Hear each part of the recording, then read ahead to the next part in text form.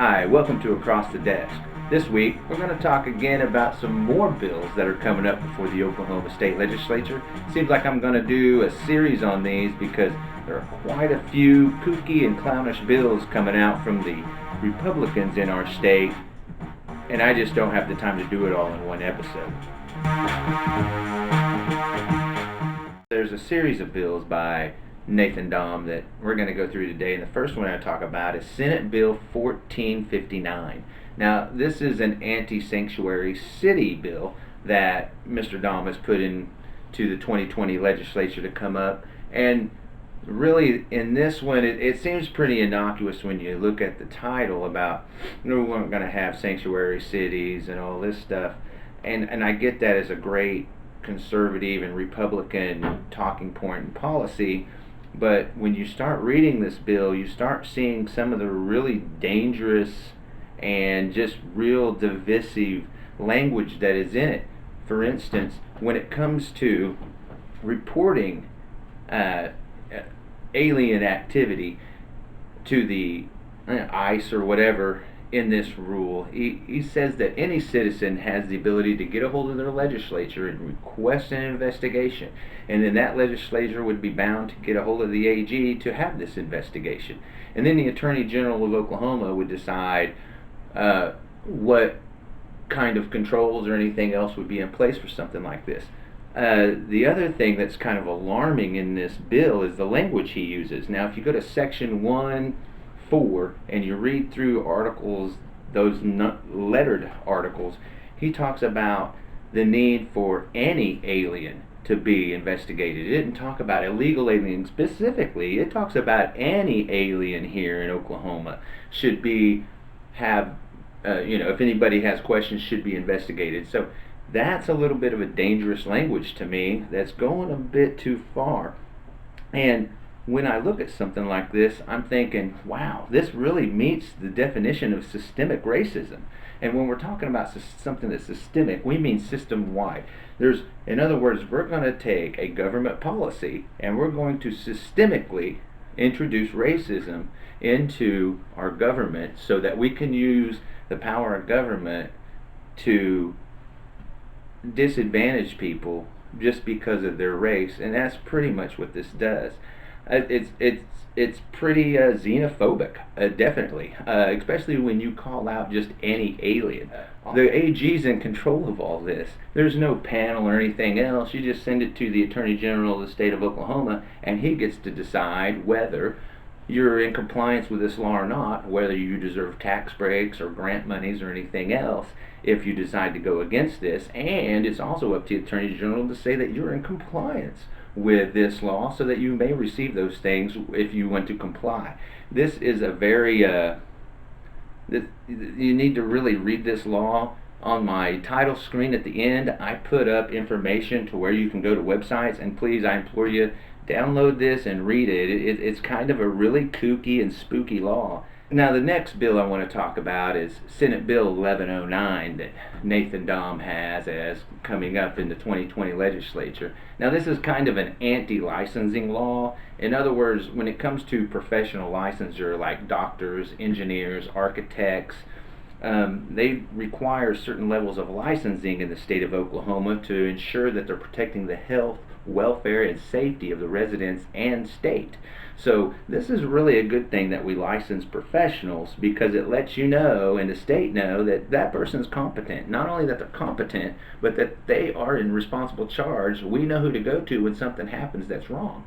And not only that, you've got to think of it this way. If a contract, it used to be like this. As long as you had 3 or 4 people say he's an engineer, oh yeah, he's an engineer, and that was in the early 1900s. Well, what happens is these people aren't competent, they start building things, and next thing you know, someone's dam's breaking and it's causing $40 million of damage downstream.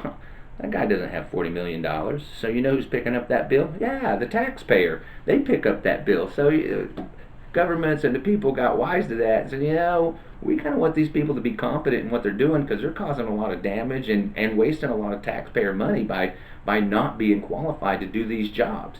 So that's why we have licensure in this state.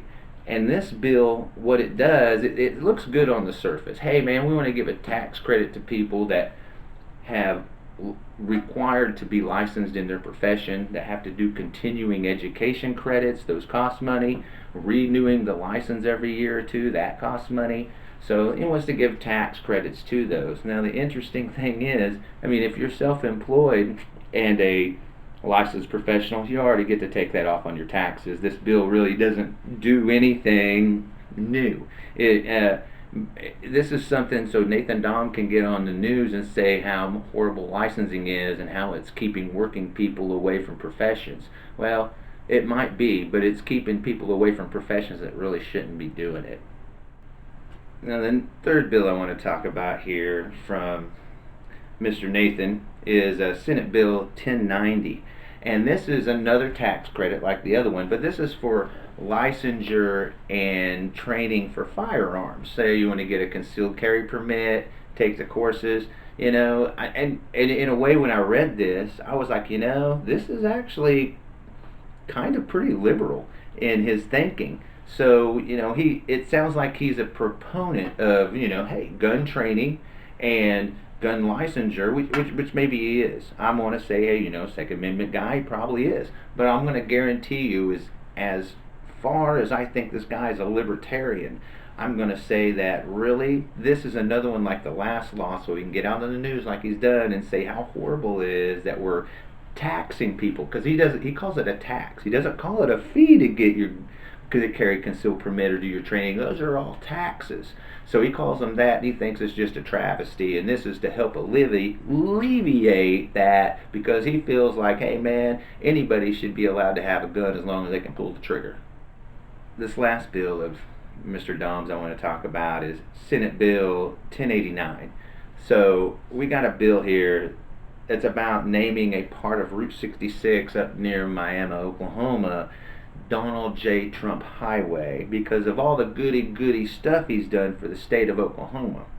So it's another one of these crackpot kook clown car deals, like his other thing that I didn't cover in this show, but I might in another, because I'm going to do a series on all these kooky, crazy bills, where he's got that, Make America Great Again license plate, which I'll probably talk about on another show, if I can get to it, because I got a lot of other stuff I want to talk about. I mean, there's some other state questions, too. As you notice, I've been doing a series on that as well.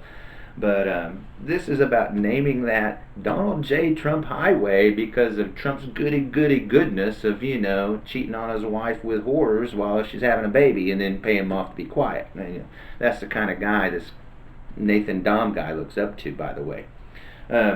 I want to point out, in contrast, there's a bill by a guy named Michael Brooks, and it's Senate Bill 1428, and I just want to show you the contrast between a conservative bill where we're going to glorify a president that's amoral, had to have bone spurs and couldn't serve his country, and he gets 6 miles of highway, and we got Michael Brooks, a Democrat, putting up another one here to rename a bridge after an Oklahoma World War II Medal of Honor recipient.